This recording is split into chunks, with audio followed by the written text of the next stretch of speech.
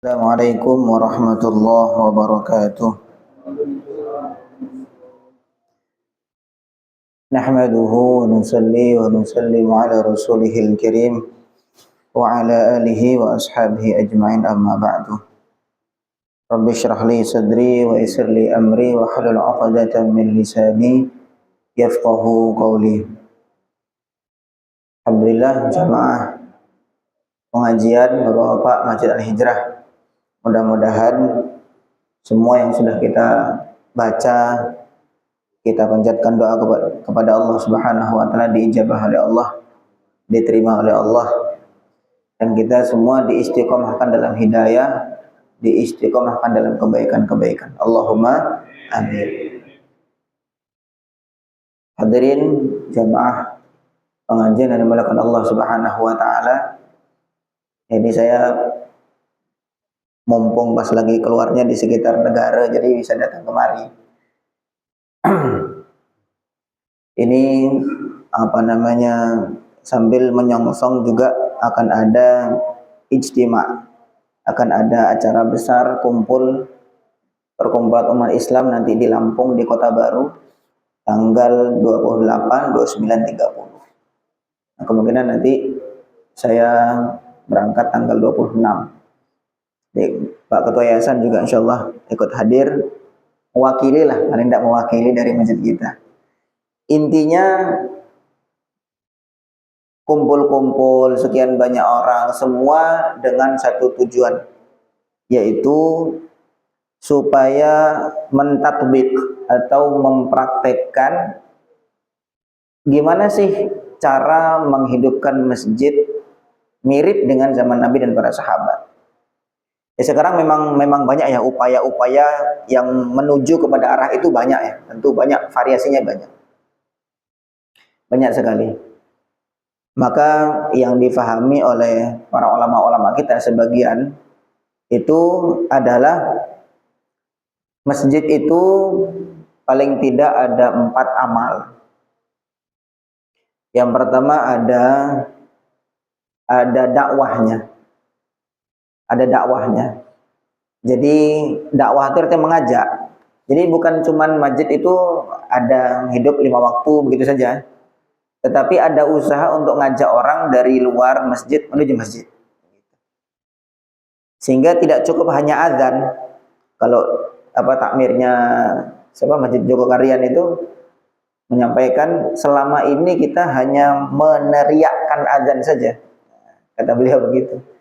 Tetapi kita belum ada manajemen bagaimana supaya mengajak orang yang sudah dengar azan itu bisa ke masjid. Karena kan perintahnya kalau bahasa beliau tuh perintahnya sama. Wa'adzin finnasi bil haji ya'tuka rijalan wa ala kulli dhamirin ya'tina min kulli fajjin amiq. Nabi Ibrahim sama Allah diperintah adzin finnasi bil haji. Kamu azan, maksudnya kamu panggil, seru manusia untuk datang ke haji. Maka Nabi Ibrahim waktu itu menyampaikan, ya Allah, sejauh mana suaraku nyampe? Kan aku waktu itu belum ada speaker kan, pengeras suara. Pokoknya sudah perintah Allah, seru saja manusia itu datang ke haji. Yaitu ke rijalan wa ala kulli dhamirin. Nanti kata Allah SWT, tugas menyampaikan seruan kamu itu tugas saya, kata Allah. Sekarang tugas kamu adalah menjalankan perintah Allah. Kemudian akhirnya benar, Nabi Ibrahim panggil manusia untuk haji. Akhirnya sampai sekarang orang berjuta-juta datang ke sana untuk melaksanakan haji. Sehingga para ulama menyampaikan, waktu itu siapapun yang mungkin di alam roh ya, kemudian dia menyambut seruannya Nabi Ibrahim dengan labbaik, maka dia akan ditakdir oleh Allah untuk menuju ke Baitullah untuk haji. Mudah-mudahan termasuk kita semua. Allahumma amin. Jadi itu yang pertama. Waktu perintah haji, adzin finnasi bil haji. Maka secara praktek tidak hanya diserukan bahwa haji itu satu fardu ain kan gitu, satu rukun Islam, tetapi bahkan negara membuat satu lembaga untuk mengurusi haji ini serius betul. Fasilitasnya, kemudian segala macam serius. Tapi untuk kaitan dengan sholat, kita hanya merasa cukup dengan azan saja. Allah Akbar, tekau gak tekau urusanmu lah. Biasanya gitu. Kita belum membentuk manajemen, membentuk ya gerakan atau apapun itu supaya orang itu bisa betul-betul datang ke masjid.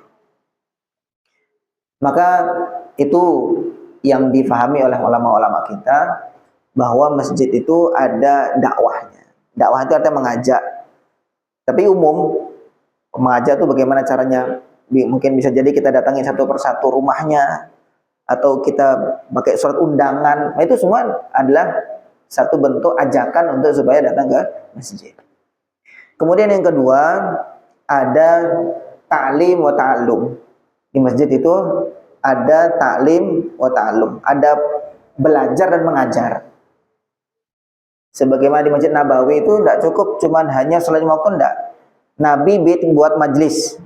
Ya, sekarang alhamdulillah ya, maksudnya sudah hampir kebanyakan mayoritas masjid-masjid sudah ada majelis taklimnya. Tinggal diistiqomahkan dan tinggal diramaikan lagi. Gitu. Di masjid kita juga alhamdulillah, sehingga masjid itu bertemu antara orang alim dengan orang yang tidak alim, orang awam yang belum mengetahui tentang seluk-beluk agama, ketemu dengan orang alim di masjid. Nah, sehingga di situ ada proses belajar dan mengajar. Sehingga pulang dari masjid itu membawa tambahan ilmu. Begitu yang dibuat oleh Nabi dan para sahabat ketika di masjid. Sering itu saya buat contoh, ada seorang sahabat yang dia ke masjid datang wajahnya murung. Maka Nabi tanya, kamu kenapa kok murung? Saya banyak utang ya Rasul, katanya. Saya banyak utang saya udah tidak tahu gimana ini. Maka Nabi tadi nih, ketika orang datang ke masjid, maka yang memberi arahan, yang memberi nasihat itu orang yang lurus. Kalau kita kadang-kadang sudah kelit utang, datangnya ke dukun, ya kan? Sudah terpuruk, malah dikasih arahan-arahan yang belok pula, kan gitu. Kemudian akhirnya sama Nabi ditawarkan, kamu mau nggak saya ajarkan satu doa? Kalau doa ini kamu baca, nanti Allah akan lulaskan hutang. Oh iya benar ya, mau ya Rasul. Kamu baca, kata Nabi, setiap pagi dan petang, Allahumma inni a'udzubika minal hammi wal hazan, wa a'udzubika minal ajzi wal kasal, wa a'udzubika minal jubni wal bukhl, wa a'udzubika min ghalabatid daini wa qahrir rijal.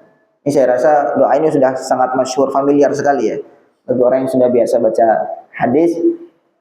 Intinya Nabi mengajarkan, ya aku mohon perlindungan kepada Allah minal ajzi wal kasal, dari rasa malas dan rasa lemah. Wa minal jubni wal bukhl, dan dari rasa takut, jerih, dan rasa pelit. Aku mohon kepada Allah dari rasa pelit, sifat pelit, dan seterusnya. Terakhir, min ghalabatid daini wa qahri rijal. Aku berlindung kepada Allah dari terlilit hutang dan jadi orang yang kalahan. Qahri rijal itu ya di mana-mana kalahan aja, ada dibully atau pokoknya itu lebih qahri rijal. Kurang lebih begitu. Akhirnya setelah dapat doa dari Rasul, dia pulang mengamalkan doa itu. Tidak lama, selang beberapa waktu ketemu lagi sama Nabi. Maka dia laporan, alhamdulillah ya Rasul, hutang saya sudah lunas. Bukan berarti setelah baca itu kemudian tiba-tiba simsalabim duit datang, enggak. Tetapi itu arahan, tahapan-tahapan di dalam mendatangkan pertolongan Allah itu begitu. Kadang kita, sifat kita itu biasanya terburu-buru. Saya udah ngamalin ini, bertahun-tahun saya doa itu udah, tapi utang saya enggak lunas. Ada Allah Subhanahu wa taala, itu yang ketiga. Jadi kalau di masjid ada taklim, maka nanti ada orang alim yang memberikan ajaran, kemudian orang yang awam dia mengambil faedah dari orang alim tersebut. Yang dua. Kemudian yang ketiga ada zikir dan ibadah. Masjid ada zikir dan ibadah, yaitu zikir ibadah ya, sholat, kemudian zikir, wirid dan sebagainya. Sebab mati itu zikir ibadah. Itu justru yang ketiga itu. Itu justru yang ketiga itu. Kemudian yang terakhir yang keempat ada khidmat. Khidmat itu pelayanan kepada umat. Di masjid itu pelayanan kepada umat. Kalau zaman dulu bentuknya baitul mal itu. Yang dulu bentuknya baitul mal.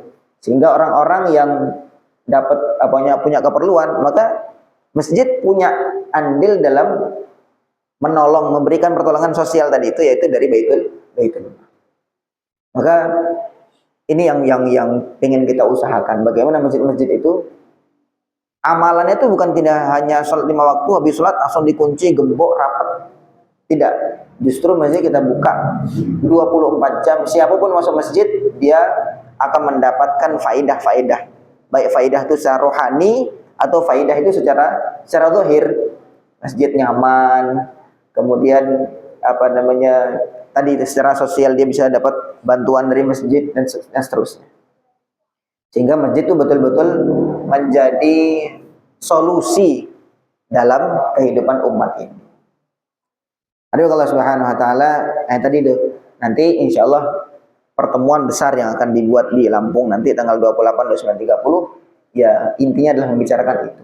Bagaimana masjid-masjid yang ada itu hidup dengan amal-amal, setidaknya ada 4 jenis amal yang hidup di masjid tersebut. Mudah-mudahan termasuk masjid kita. Allahumma amin. Oke, insyaallah kita lanjut ngaji. Baca hikam Syekh Ibnu Athaillah As-Sakandari.